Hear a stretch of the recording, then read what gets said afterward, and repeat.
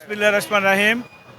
মরহুম আব্দুল্লাহ নোমান বিএনপির vice chairman, তিনি সাবেক মন্ত্রী ছিলেন এবং বাংলাদেশ জাতীয়তাবাদী শ্রমিক দলের সভাপতি ছিলেন।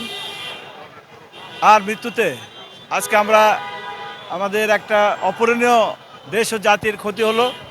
আমি তার মৃত্যুতে গভীর শোক এবং সমবেদনা প্রকাশ করছি।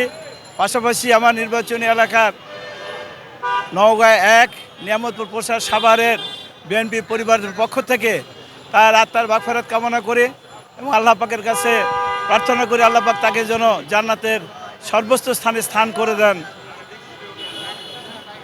এই বলে তার তার পরিবারবর্গের যারা জীবিত থাকলেন তাদের প্রতিও আমরা আন্তরিকভাবে তাদের জন্য দোয়া করি আল্লাহ পাক তাদেরকে যেন ইহকাল এবং পরকাল ইজ্জত দান করেন। আমিন। জাতীয়তাবাদী শ্রমিক দলের তিনি দীর্ঘকাল চেয়ারম্যান ছিলেন, সভাপতি ছিলেন। তিনি গণপ্রজাতন্ত্রী বাংলাদেশ সরকারের মন্ত্রী ছিলেন। সবার উপরে তিনি ছিলেন বীর মুক্তিযোদ্ধা।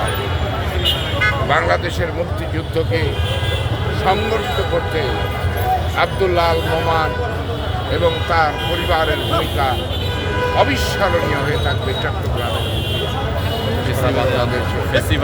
নিশ্চয়ই আব্দুল্লাহ নোমান ভাইকে আল্লাহ তাআলা বেহেশত নসিব করবেন। আজকে বিএনপির মহাসচিব বলেছেন যে চট্টগ্রামে আজকে যে বিএনপির সভা ছিল সেই সভাতে যোগদানের জন্য তিনি তার ধানমন্ডির বাসভবনে প্রস্তুতি নিচ্ছিলেন।